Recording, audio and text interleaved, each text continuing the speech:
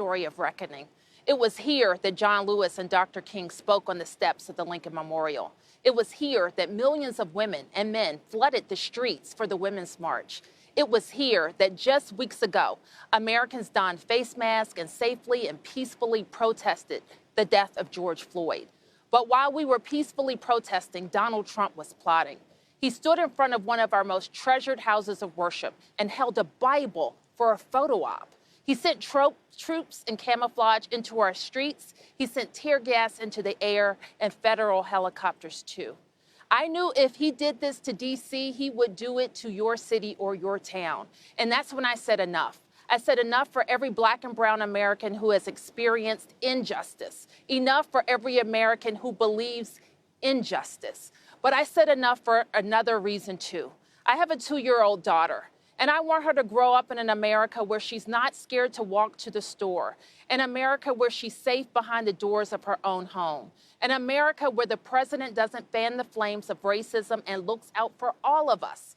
So I created Black Lives Matter Plaza right behind me as a place where we could come together to say enough. And by coming together this November to elect Joe Biden and Kamala Harris, we will say next. Because we can't just paint those words behind me. We can't just say those words. We have to live those words. We have to undo the laws and systems that have codified racism for far too long. But we have to do something too. Each and every one of us challenge our own biases. If we see something, do something. Together we can turn this reckoning into a reimagining of a nation where we the people means all the people. There were a few people who stood on this very balcony as thousands of people peacefully protested in this city. One was our next vice president, my sister Kamala Harris. The others were members of George Floyd's family, who I'm honored to introduce now.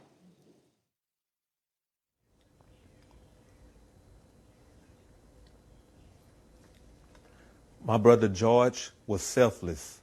He always made sacrifices for his family, friends, and even complete strangers. George had a giving spirit, a spirit that has shown up on streets around our nation and around the world. People of all races, all ages, all genders, all backgrounds, peacefully protesting in the name of love and unity. It's a fitting legacy for our brother, but George should be alive today. Breonna Taylor should be alive today. Ahmaud Arbery should be alive today. Eric Garner should be alive today. Stephon Clark, Tatiana Jefferson, Sandra Bland, they should all be alive today. So it's up to us to carry on the fight for justice. Our actions will be their legacies. We must always find ourselves in what John Lewis called good trouble. For the names we do not know, the faces we'll never see, those who can't mourn, because their murders didn't go viral.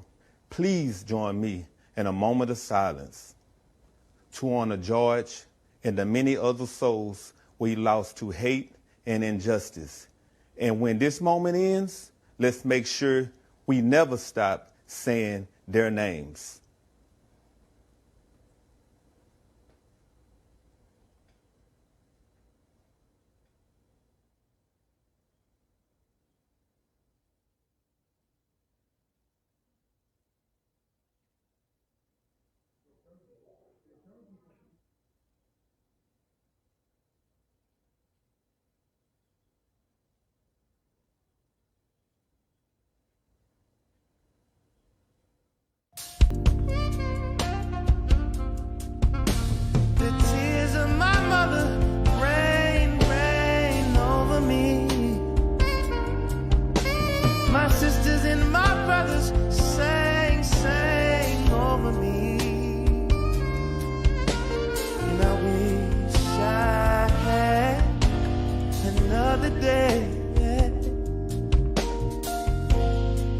But it's just another day.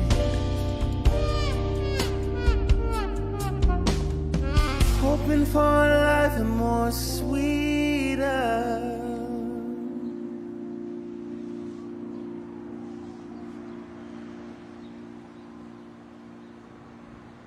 Thank you, Leon Bridges, whose song Sweeter featured Terrace Martin, a song written after George